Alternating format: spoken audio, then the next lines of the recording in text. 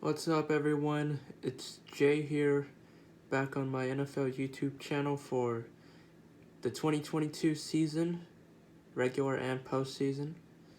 We're getting closer to the postseason. To recap Week 16, I got 11 out of 16 predictions correct.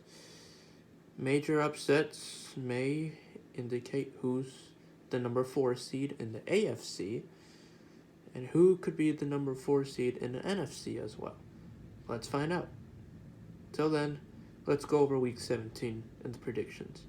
Number 1, Dallas at Tennessee, and I am picking the Cowboys winning 40-20. A lot of starters are out for Tennessee.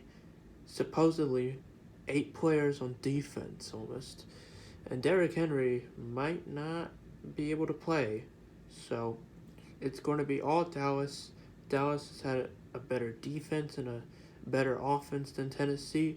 So they are going to take advantage of both sides of the ball and maybe special teams as well. So it's going to be all Dallas putting up points on the scoreboard like no one's business, and Tennessee will have no answer but garbage time. Number 2, Arizona at Atlanta, and I am picking the Falcons winning 20-17. 20-17. Why Atlanta and why not Arizona? I picking Atlanta because Arizona, they just have not been on track this season. They have had some lopsided results, and they just haven't lived up to expectations. You got DeAndre Hopkins suspended, and Kyler Murray's out for the rest of the season with a torn ACL. So it's just going to be all Atlanta, and it's not because Atlanta has a better record. It's because the Arizona just looks sloppy, and they've lost 5 games in a row. They're about to lose their 6th game in a row. Atlanta, and both teams are eliminated, so this won't matter for either team, but Atlanta just looks stronger and more promising with Desmond Ridder under center. Number 3, Miami at New England, and I am picking the Dolphins winning in overtime 27-24. I think Miami has had an emotional roller coaster season. You started out 3-0, then you go 3-3, 8-3, now you're 8-7. New England, on the other hand, they're having a roller coaster season as well. But I think Miami looks like a better team than the Patriots do.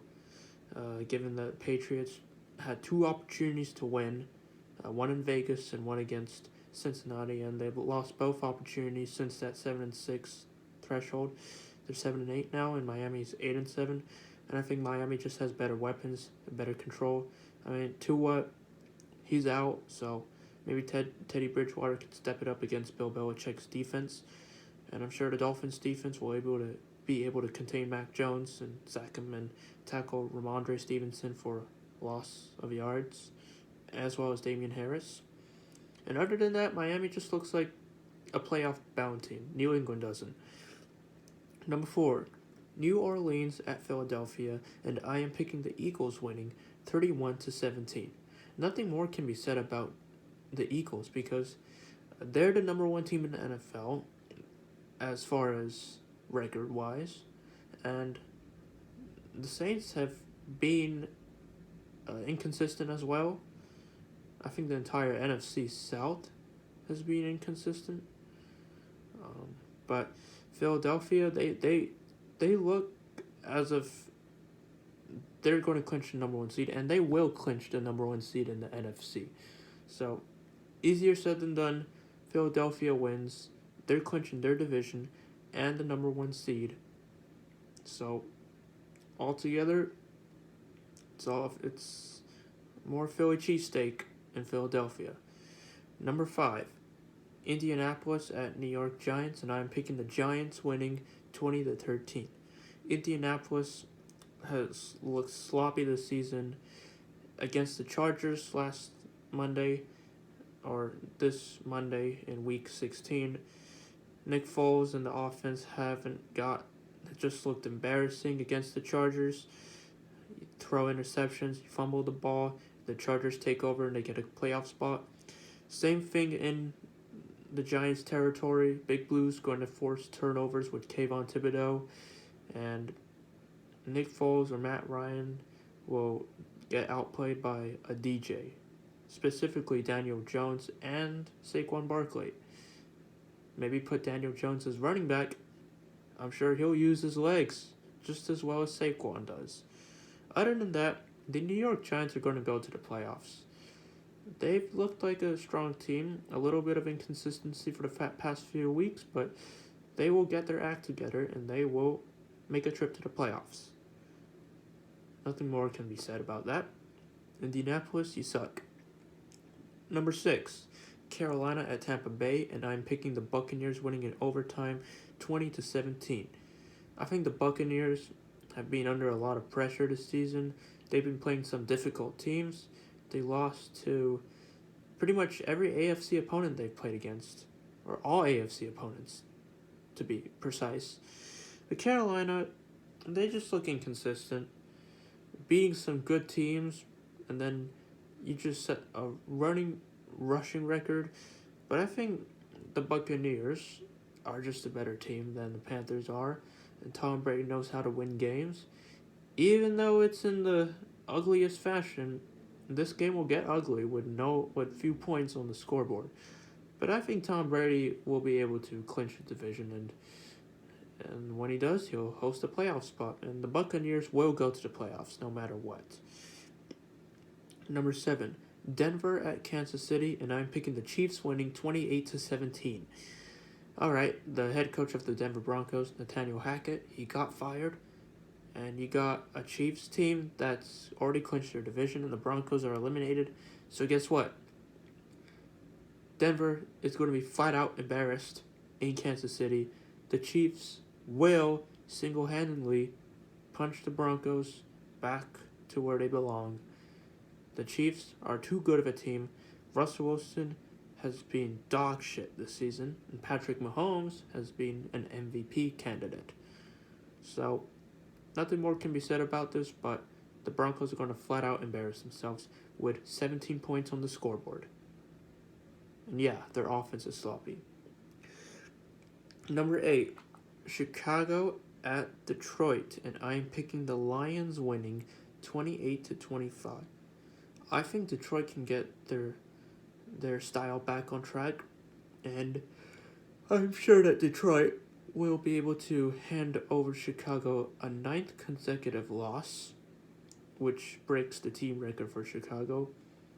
The Lions do look playoff bound, but they're not going to clinch the playoffs no matter what happens to Seattle. Because Seattle obviously holds the tiebreaker against Detroit, and Detroit, they have looked inconsistent, but nonetheless, even though they're going to get the victory against Chicago, that's the prediction, they're not going to make the playoffs. And Chicago's defense needs a lot of reworking.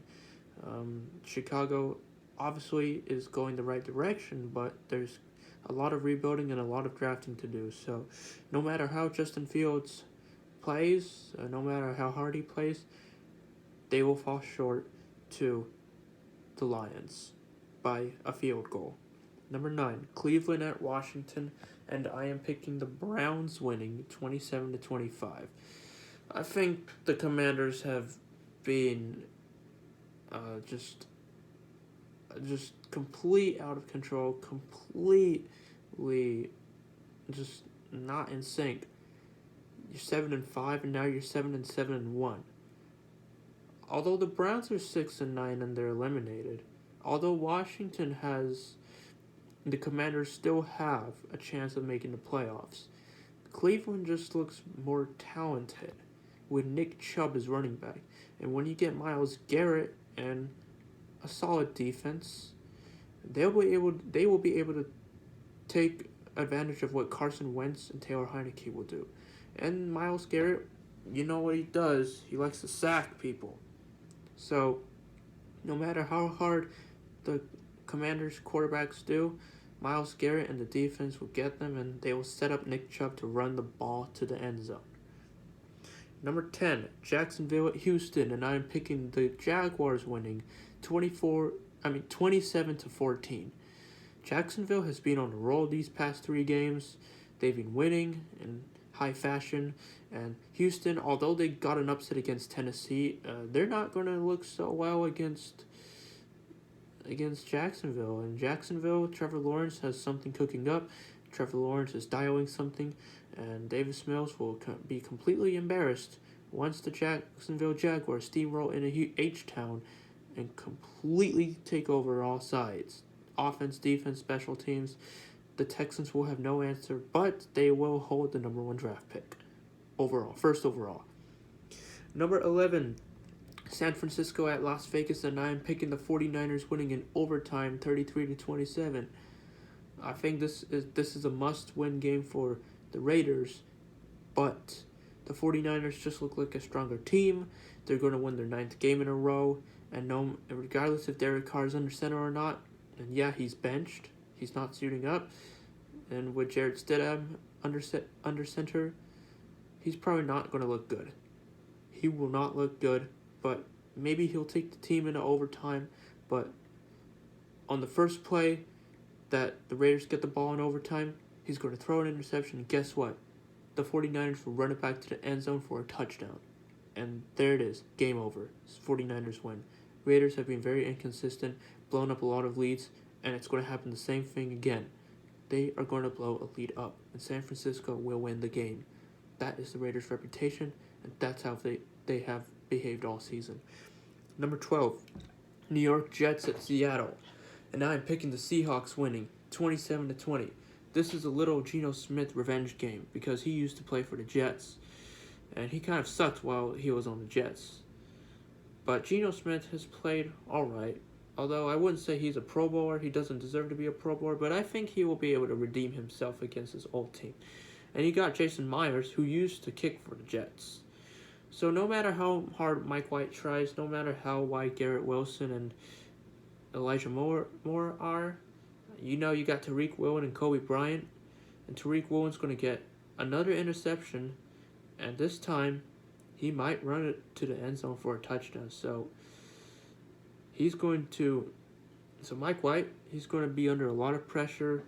And you're going to get back Al Woods. You're going to get back Tyler Lockett on offense. So Lockett will be there for Geno Smith for those serious third down conversions. And I think the game's going to look a lot sweeter for Geno Smith because I think his New Year's resolution is to win a game in a new year. And I'm sure the Seahawks can make the playoffs as the number 7 seed. I have high hopes for them. Number 13, Minnesota at Green Bay, and I'm picking the Vikings winning 30-20. Okay, Green Bay, they've looked completely out of control this season. Although they have won 3 games in a row like the Jaguars have, the Vikings will come into Green Bay and they will steamroll and sweep the Packers once and for all. With that being said, the Packers are going to get eliminated. And Minnesota, they still have a chance for the number 1 seed, but they're not going to get the number 1 seed because Philadelphia is obviously going to win. But the Vikings will definitely hold the number 2 seed.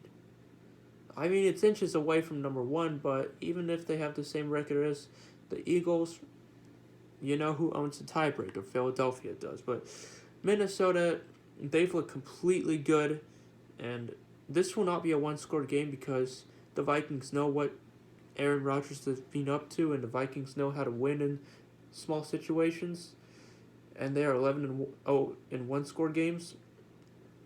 Minnesota knows how to play the ball. Justin Jefferson is on a roll. He's caught the ball a lot. He's going to break the record, perhaps Calvin Johnson's record, and no matter how hard Green Bay tries, Zadarius Smith will come up and sack Aaron Rodgers. So it's going to be all Vikings. They've been such an improvement this season, and Green Bay has been such a regressing team. Number 14, Los Angeles Rams and Los Angeles Chargers, and I'm picking the Chargers winning in overtime, 20-17.